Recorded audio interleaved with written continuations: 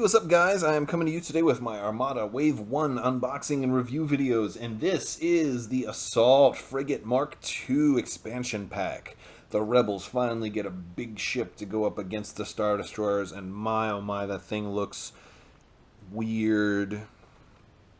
Very weird. It's bigger than I thought. It's much more wide. It looks, I don't know, it looks like a fruit. I don't know. Let's take a look at it. Makes me want a grapefruit or something. And I will do a size comparison. I'll hold this up next to some other ships, and we'll give you an idea of how it looks compared to them.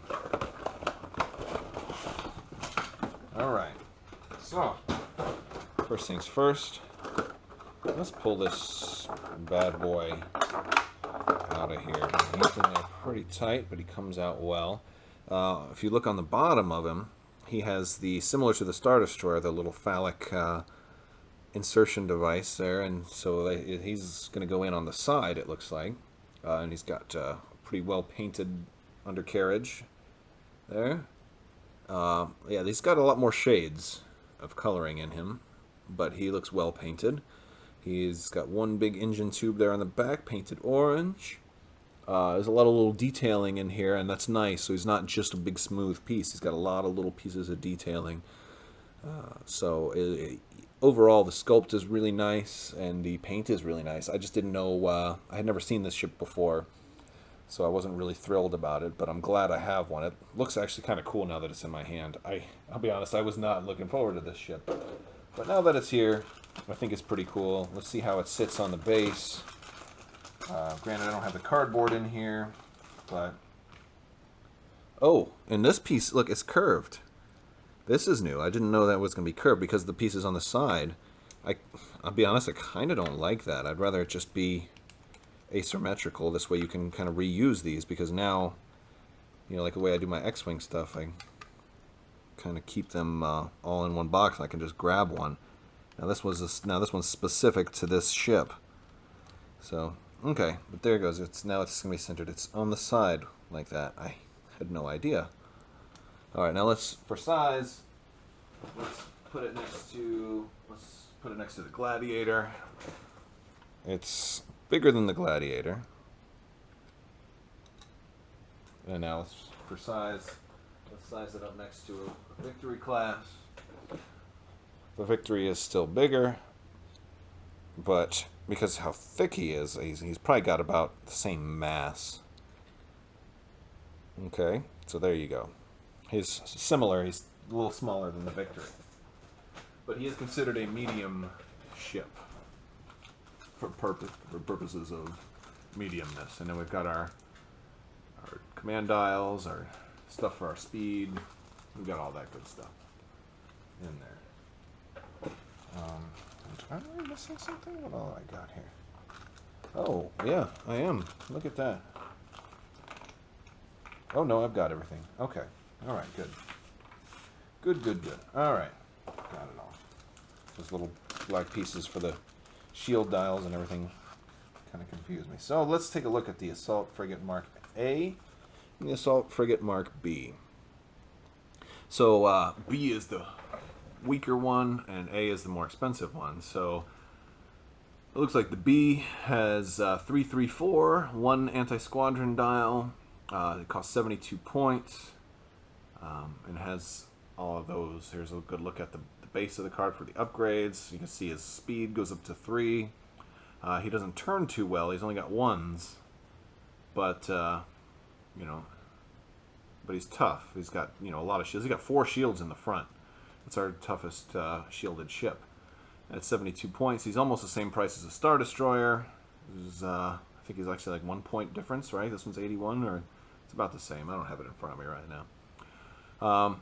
And the A has 1 less squadron value. So here's one of the first times I've seen, you know, a cheaper ship actually have an advantage in that his squadron value is higher. The attack values are almost the same, but A has an extra blue die in the front and in the rear. And he's got 2 for the anti-squadron. And these guys also have 3 different defensive abilities, which is, you know, something we saw before with the Gladiator. So they don't have 2 of the same. So accuracy against this guy really matters. So yeah, and they have a hull value of 6, but they have a lot more shields. So they're even though they don't have the hull of a Star Destroyer, they have the shields to make up for it. And with an engineering value of 4, they should be able to heal that up pretty quick. You may have to do a lot of with your command dial. You probably want your third action to be engineering, so you can repair come turn 3. Especially if you start out going fast, you'll be shooting right away. They do shoot better from the sides, it looks like. All right, and our cardboard here, we've got a standard movement template, standard shields, standard tokens. Then we've got our there's the firing arcs. It's a little different than we've seen before. It's it's a pretty regular sized X, a little bit wider side arcs, but not as wide as the Nebulon frigate, and certainly different than the Star Destroyer because the sides are a little bit bigger and the front isn't as pronounced. And then we've got number 7 as our number tokens there. So, all right, now let's take a look at what you've been waiting for. The smaller cards, our upgrades. We've got Garm Bel Iblis. We've seen him already. He's a new Rebel commander. At the start of the first round and the 5th round, each friendly ship may gain a number of command tokens equal to its command value. So he's kind of like Tarkin, except he only does it twice during the game. But he's a little cheaper than Tarkin, so it's, it's kind of cool. Cool if you're playing with more than one of these guys, so you can kind of take advantage of that. Here we go. Adar Talon. Haven't seen him yet. After you resolve a squadron command, exhaust this card to toggle the activation slider of one squadron activated with that command. Oh, I think he was spoiled already. So after you do a squadron, you can exhaust him to basically give a squadron a whole, like, treat him as though he hadn't moved yet.